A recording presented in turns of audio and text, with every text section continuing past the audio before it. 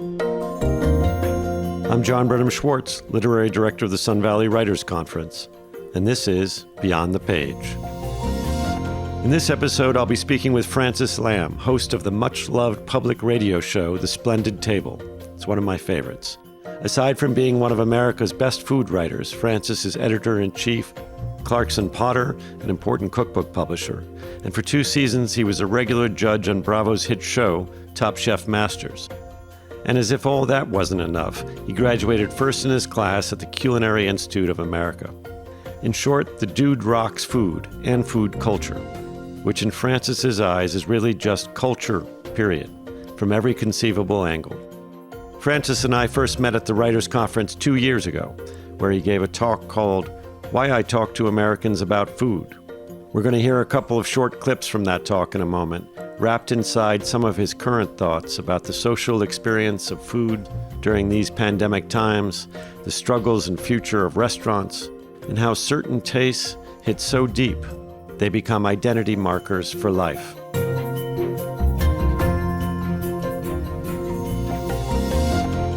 But first, let me welcome the man himself. Hey, Frances. I hope you're well. Hey, John. It's great to talk with you.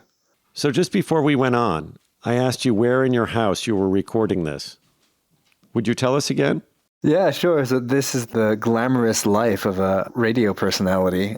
We've been recording the Splendid Table out of a studio since the pandemic started, so over a year ago now. And it's been some mishmash of like a friend's cabin who gave us shelter for a while. And now we're back at home. And now I'm in my daughter's bedroom where I set up her little play tent and hang our bath towels on it for a little sound dampening. And here we go. This is how radio gets made.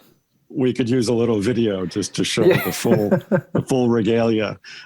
Anyway, you're in Brooklyn. I'm uptown at the moment in a borrowed apartment also, as it stands. But yeah. So listen, you just heard me give this little podcast intro of you.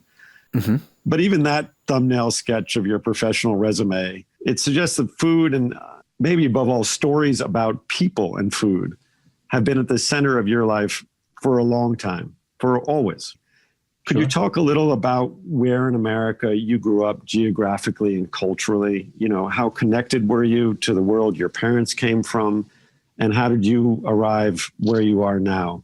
Yeah, so I grew up in the Jersey suburbs, the child of immigrants from China. My father was born in Macau, but actually mostly grew up in a few different places in southern China.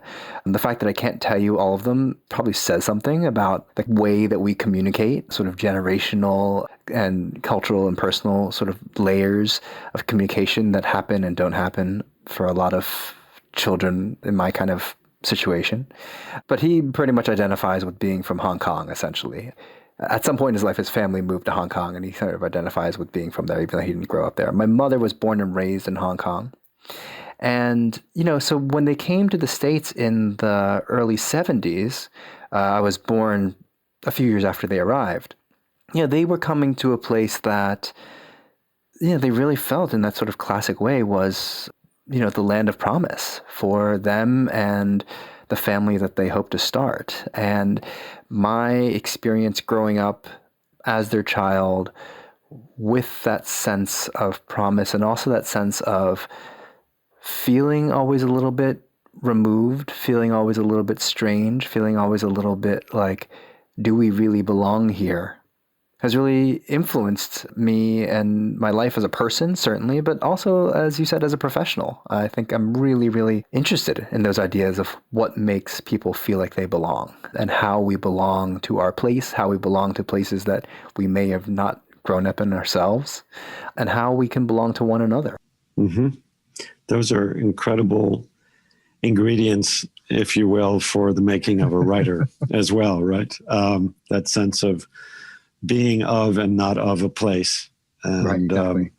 So you talk about Hong Kong, and I still remember my few days in Hong Kong 20 some years ago, one of the best meals I ever ate.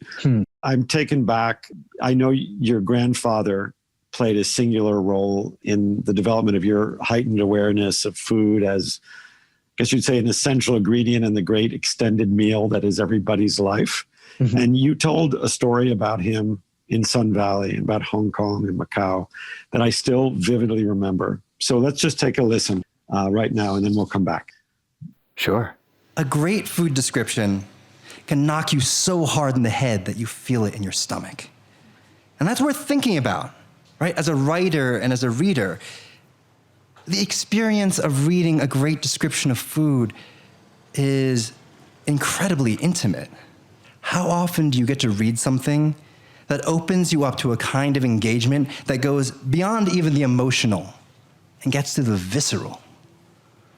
And so I often wonder, how do we take that special thing that food writing can do, and weaponize it? To take that intense sensory connection between writer and reader and use it in service of a story, right? To arm our arguments when we're writing essays, to connect an audience not just to a great restaurant we want to recommend, but to tell a story that touches on things deeper even than deliciousness. And I say all of this with an agenda because I'm a food writer who doesn't really think that I write about food all that much, right? I eat food because I love food, and I cook food because I love food, but I write about food because I love people.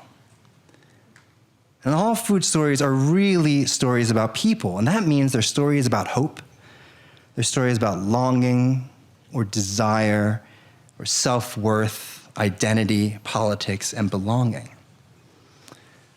And I think I come by this thought honestly, because my grandfather grew up poor in rural China. I've been to his hometown. It's the kind of town where chickens literally still cross the road and where shoes are hard to come by, even though ironically there's a sneaker factory there now, but welcome to China in 2019. He walked out of that town. And he eventually made it to Hong Kong, where in the latter half of his life, he made some money, and as long as I could remember him, he spent that money on feeding the people he loved the food he always wished he could have when he was young. And so I remember one night, during one of the summers I used to spend in Hong Kong as a little kid, going with him on a boat over to Macau to a restaurant. We walked into the dining room, past the customers. Like, weirdly, I remember my aunties gossiping that there was a famous porn star at one of the tables. We went to a secret back room. It was a pretty nondescript looking restaurant, and we went to a secret back room. You opened the door, and suddenly there was this red curtain, and the entire room was decked out in red velvet.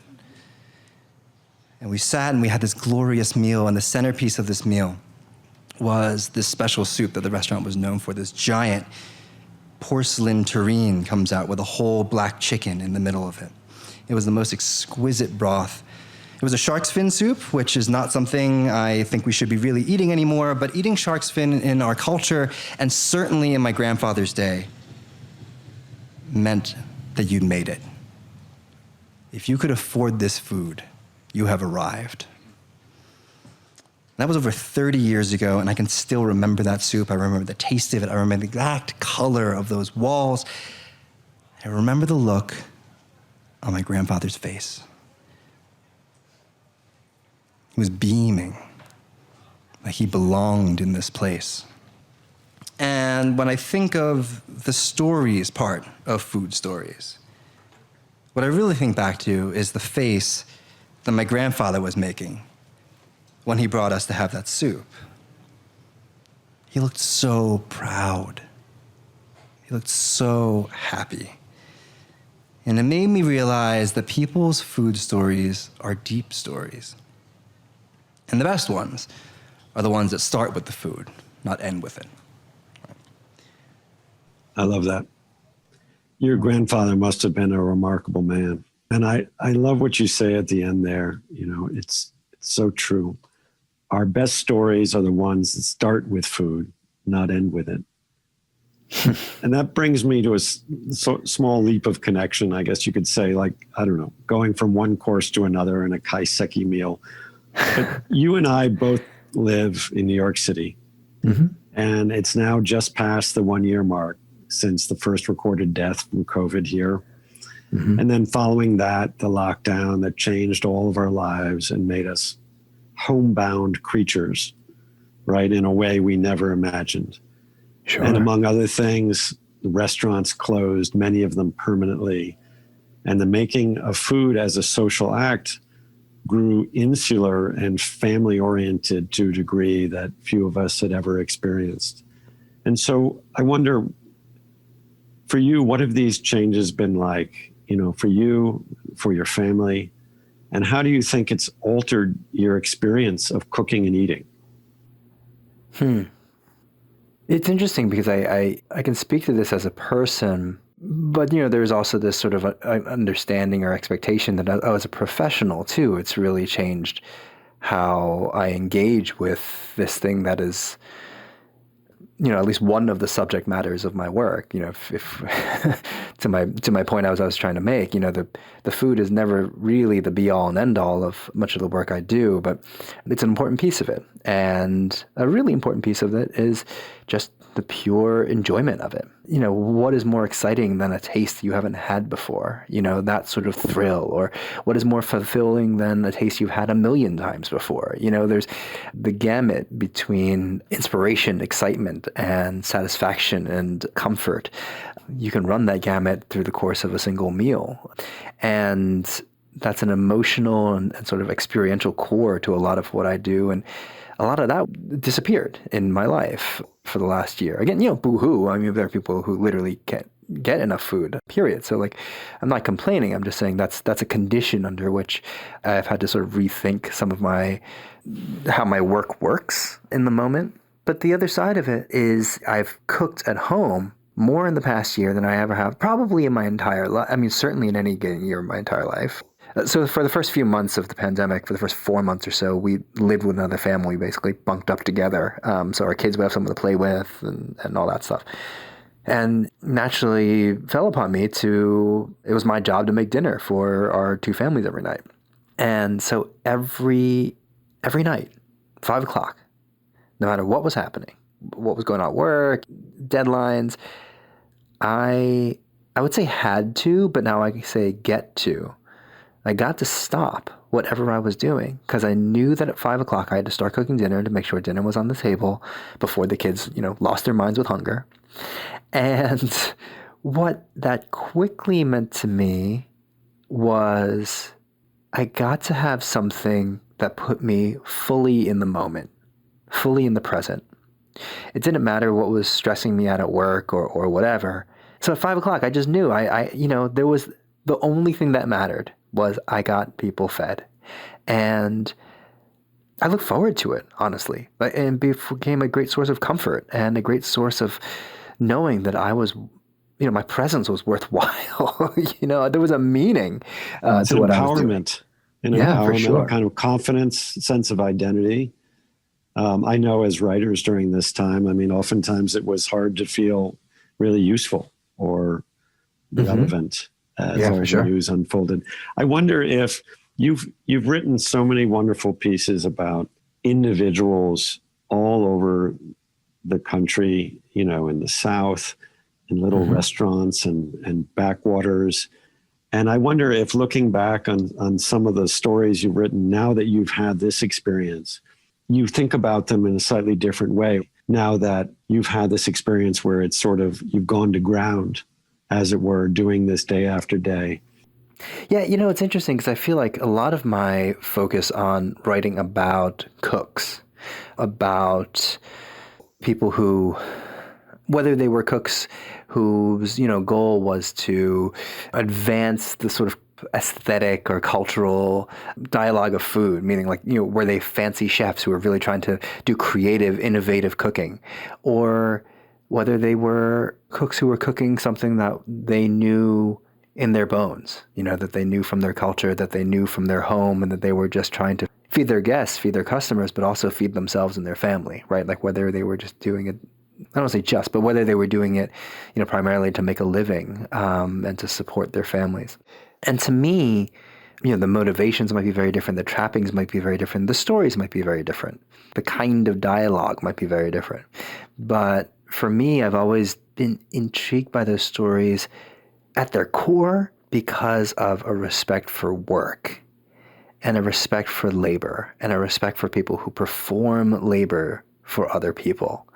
And I just think that, I don't want to romanticize work in that way, but I think that there is a dignity that should be afforded to us for our work. And I think that dignity is, in my mind, when I say that my work is political and my writing is political, oftentimes it's really just about humanizing invisible people. And whether they're invisible because of their race, or they're invisible because of their gender, or they're invisible because, they're literally toiling in the part of the restaurant you don't get to see. I think it's about that. I think it's about a continual reaffirmation that our humanness and our work and our dignity should be inherent. And I want to keep the spotlight on folks who don't often have that spotlight placed on them.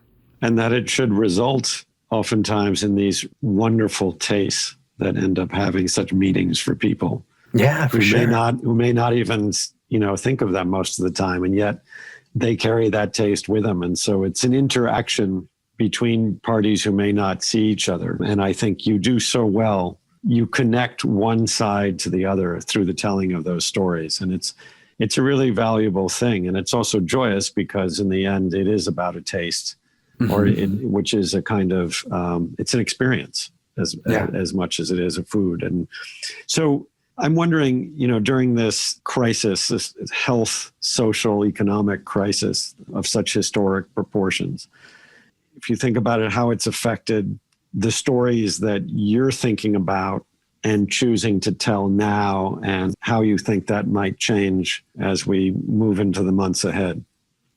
Yeah, I mean, it's from a very practical standpoint. I have a great answer for that in the sense that I actually don't do a lot of writing at the moment.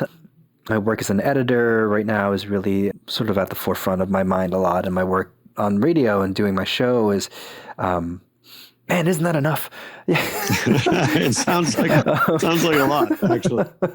But when I think about the stories that are out there that I want other people to tell, because I want to read, there are so many. I mean, we are in uncharted waters right now when it comes to the hospitality, restaurant, and food in general industry in our society. We're in a place where the industry, or one of the main industries that has served as I don't want to say a landing pad because that makes it sound safe and secure, and it often isn't, but served as the place where, like I said, many invisible people could somehow make a living for themselves and their families. Immigrants, undocumented people, who are marginalized in lots of different ways, class, race, etc. Like the hospitality industry, the restaurant industry, or the food production industry has always been a place where marginalized folks gravitate towards to make their livings.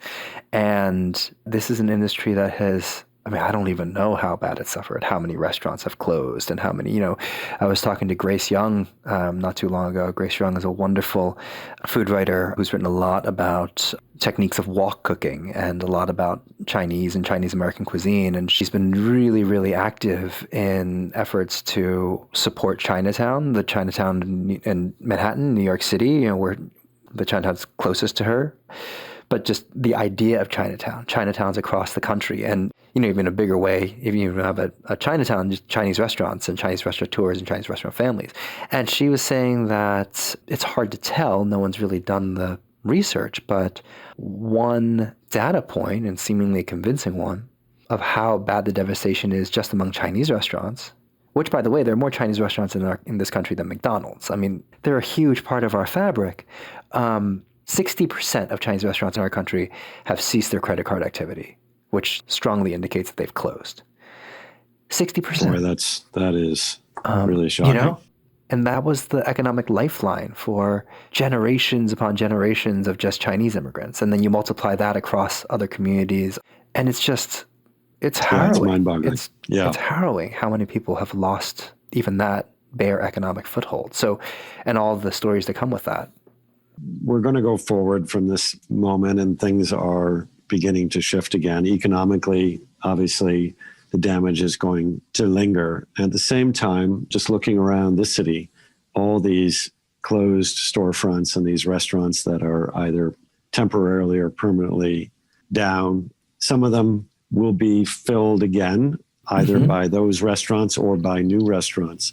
And I wonder, I don't want to put a glossy spin on this in any way. At the same time, the life of cities is so oddly resilient that they keep going, and turnover and more immigrants and more young people come in the space where others were. And so I just wonder whether you've seen personally, as you go around your Brooklyn neighborhood, which is my old neighborhood, and seeing any kind of a silver lining, I guess, to what's going on in these industries, or like a surprising resiliency in how certain restaurants have coped with the adversity, or maybe a case where people's imaginations, a cook or a servers, have risen to the occasion in hopeful ways, usually by helping others, I suspect. Yeah, I mean, and there are 1,000 stories to be told along those lines, and all of them different.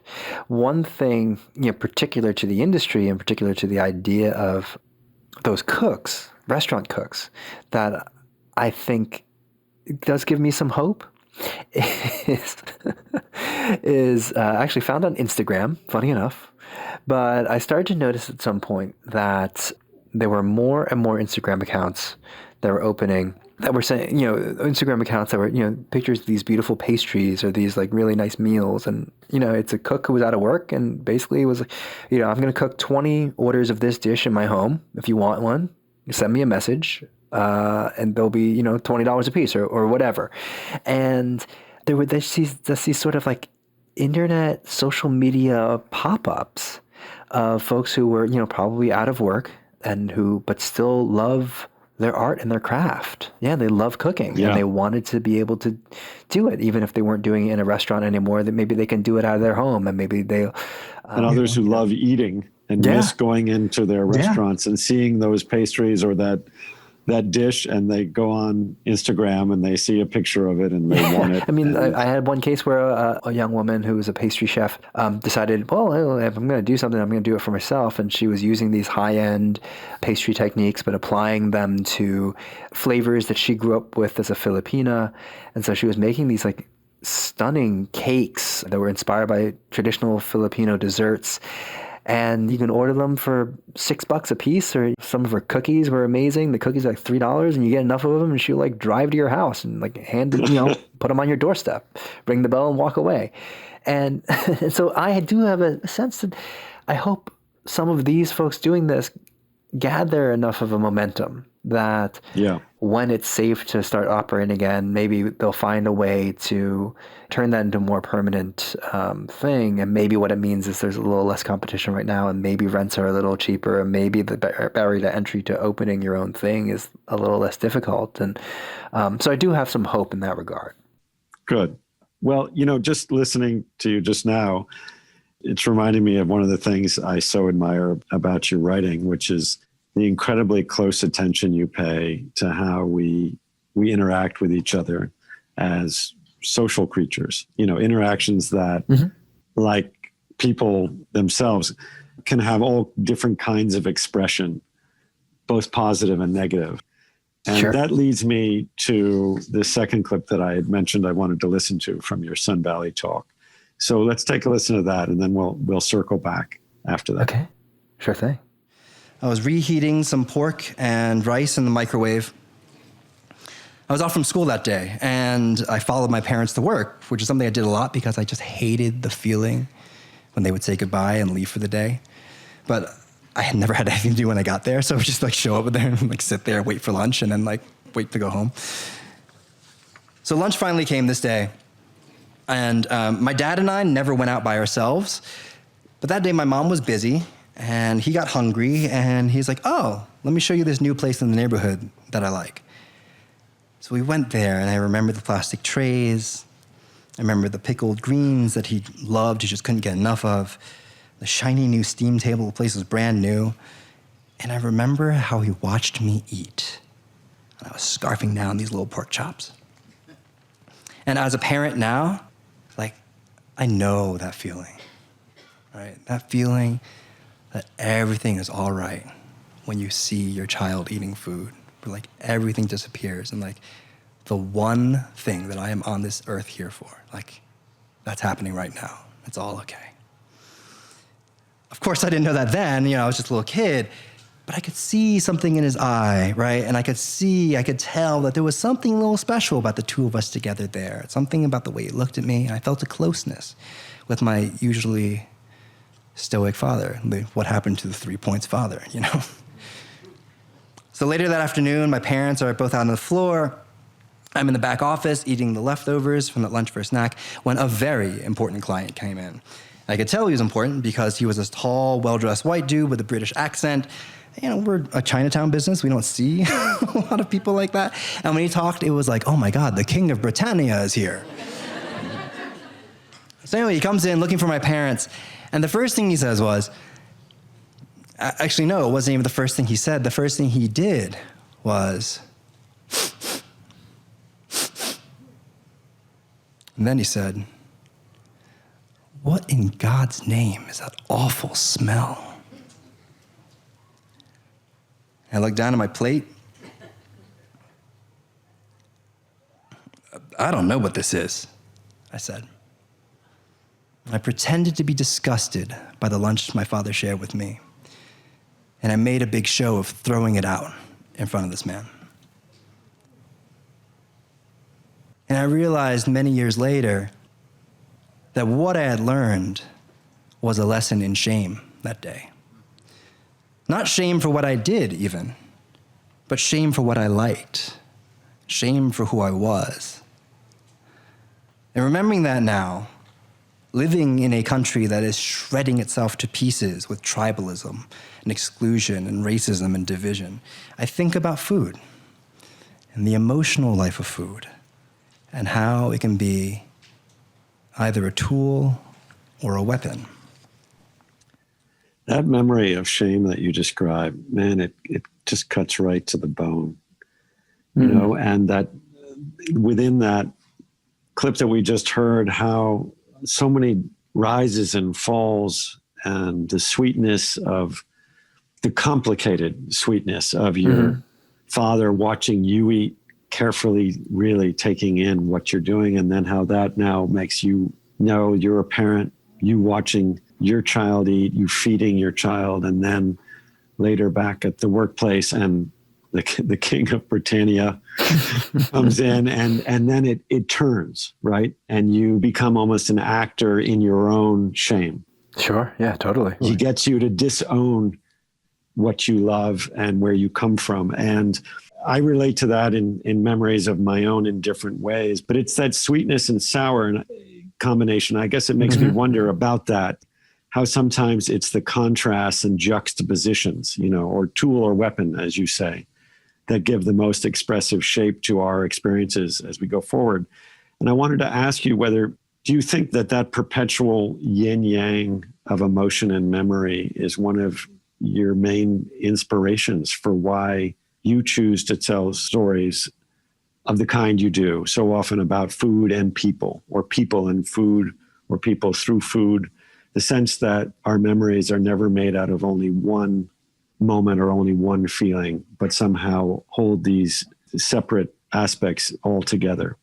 Yeah, absolutely. The complex nature of all of our sort of emotional lives is really the sort of meat of all of our stories, right? So I think that there's just I'm not even intending on using food puns, and I don't know if you are either, but they just sort of come out, and I think I think that speaks to the sort of centrality of those cliches. Like, I'm often fascinated by cliches because, how did they become cliches? Like, how was this idea, which was probably clever at one point, become something that you roll your eyes at because, oh God, that's so unclever of you to use? There was a germ to some insight in it at one point, right? And I think, all these food metaphors that you can use naturally, not even intentionally, when talking about the complexity of our lives and the combination, even you said, of sweet and sour, the combination of bitter and sweet, how those things are so related and so prevalent that they became cliches, but I think they are at the core of what makes our emotional stories complex, and as a writer, how those stories feel real.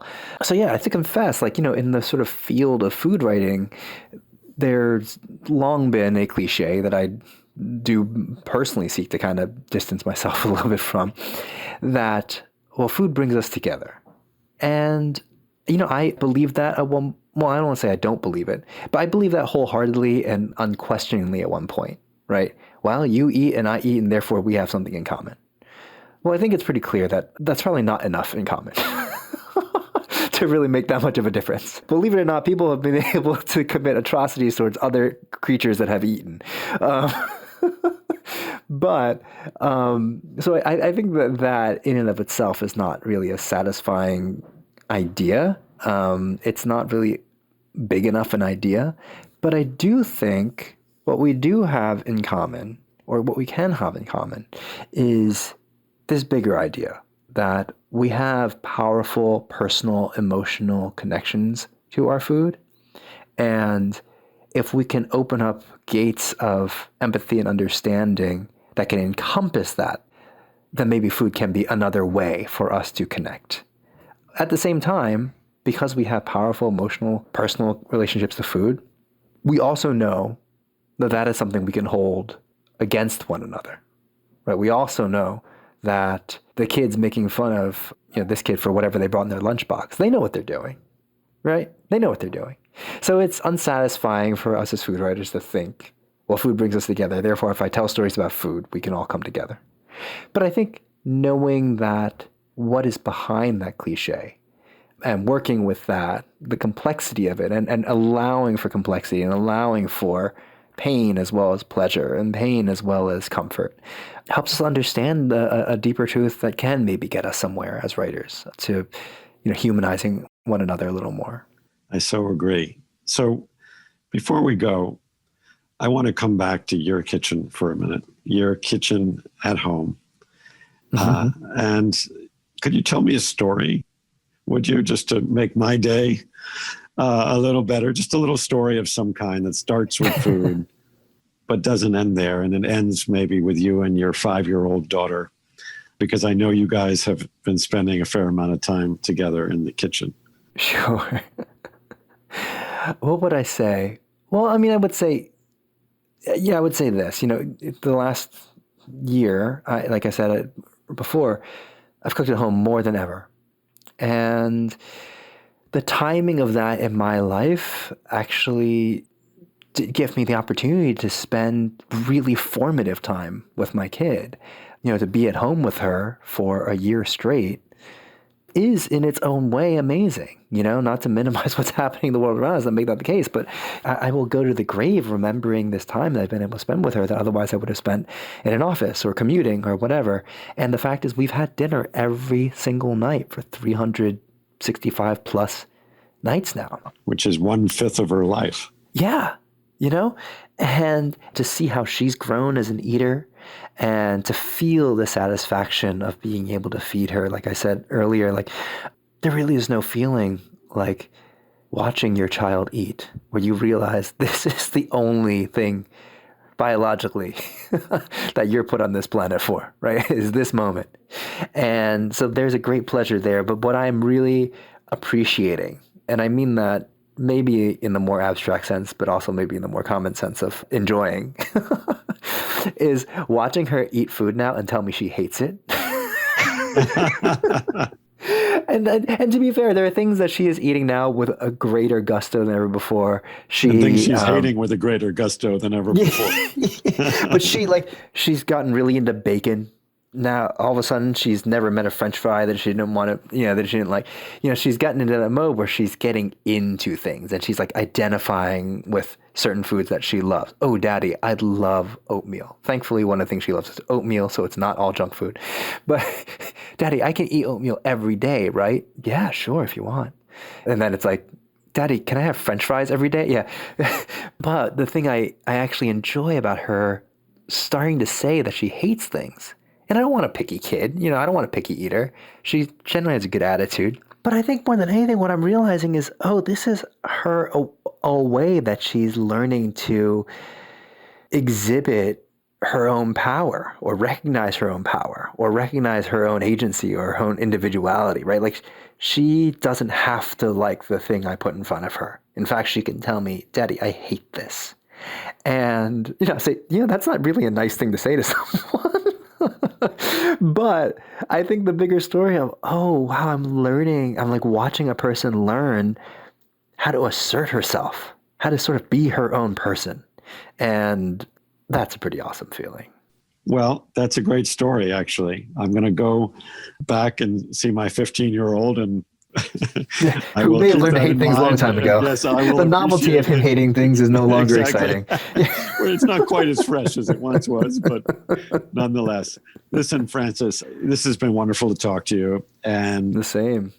I love what you're doing. I hope you find some time to do some more writing again. I know it's a challenge, but I also know that the cookbooks you're working on and the stories you're telling through Splendid Table continue.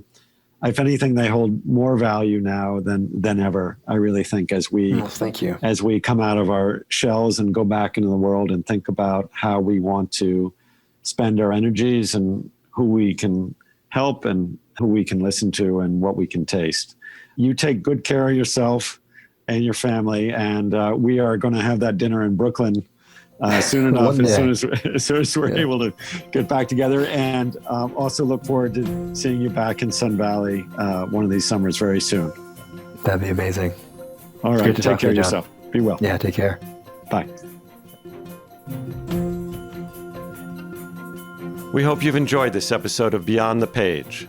You can catch previous podcast episodes as well as installments of SVWC Now, our series of video conversations, at lithub.com or at the Sun Valley Writers Conference website, svwc.com. I'm John Burnham Schwartz.